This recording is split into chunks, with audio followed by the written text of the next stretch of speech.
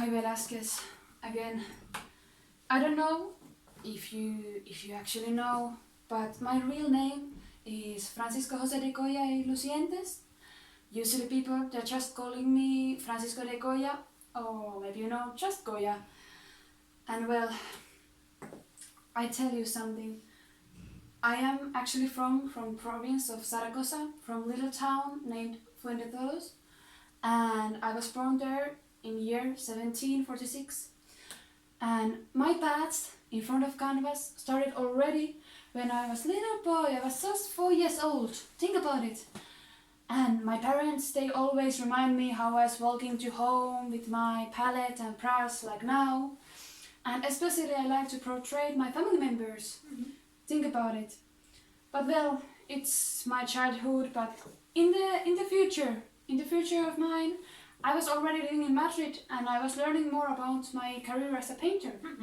So, did you born from a high-class family? Well, not exactly. My family is more like mid-social position family. And my father, he's master of gleaner and craftsman with some prestige. And well, I learned from him a lot. I learned about the career of profession of gleaner, but still my true passion is about painting, do you know?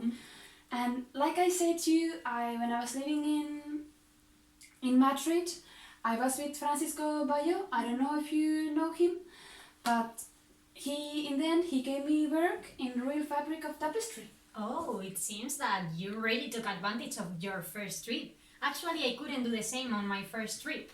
I tried, but it wasn't successful, so I had to return Seville and then try on a second chance.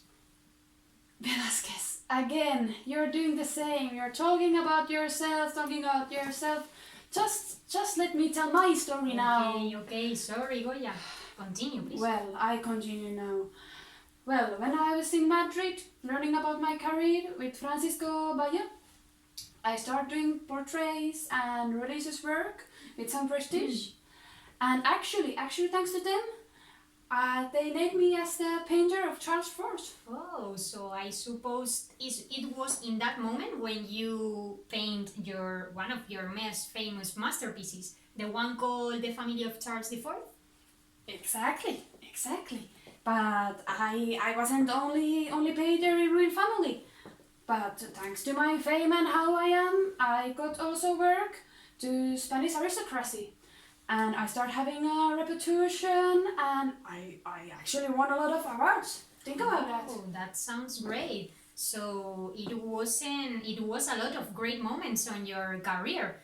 Actually, I don't understand right now why you said that this was a period of controversial moments and difficult and harsh moments. I don't understand. Well, all my life it hasn't been just happy moments. What do you think?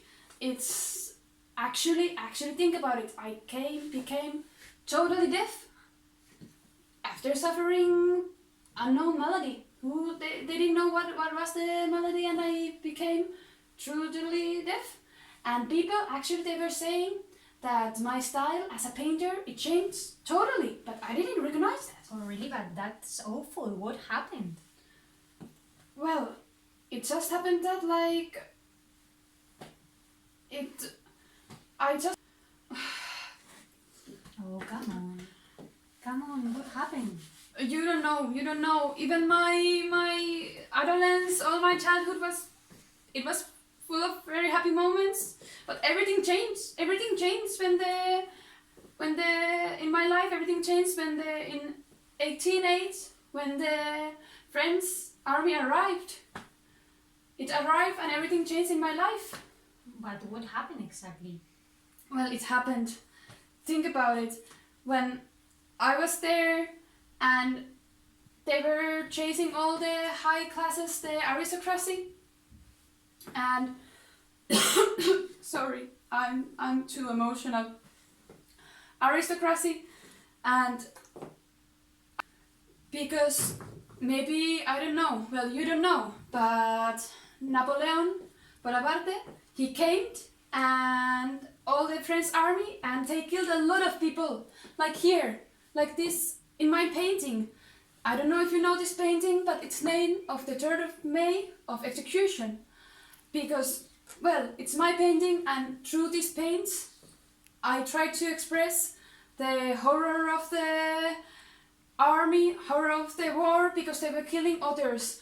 And I have to adapt to the circumstances, you know, because they were killing a lot of people, and they were thinking that I'm the same people like them. So I wanted to do something else, because I was already working as a painter to the French king in the later. So this was the way, how was I doing that? I completely understand. I think that's a really great solution. That was a really great solution. I think you did really well. I would have done the same in your situation, actually, Goya. Yeah, well, there wasn't a lot of to do, you know. It wasn't a lot of to do. And later on, because they were thinking that I'm disloyal, I have to escape. I was escaping to French village. But that's completely unfair. I mean, did you try to talk with Ferdinand VII? I tried. I tried to talk actually with Ferdinand VII, the king. I tried to tell about my style, and I tried to talk about my how is the happiness and the romantic style, but they wanted to do something else. They wanted to do the dark paintings, and that's why I couldn't do anything else.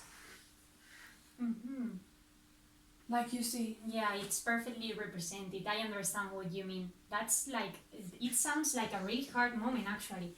Yeah. I'm really sorry for you, because you have been through a lot of difficult moments. Now maybe I can understand a little bit more. Yeah, and well, you don't know, like, later on in my life, then I got the sickness, and I lost all my senses. They were distorted, and I became deaf, and I couldn't see, for example, the stairs to the hallway. And I'm just thinking the stairs, and I was walking there, and I fell down. I totally fell down, and that was it was the way I died. Oh my god, Goya, this sounds like completely hard. I mean, I didn't know a lot of this. I'm really sorry for you. Now I think I understand you a little bit more. Yeah, it's dramatic way to die.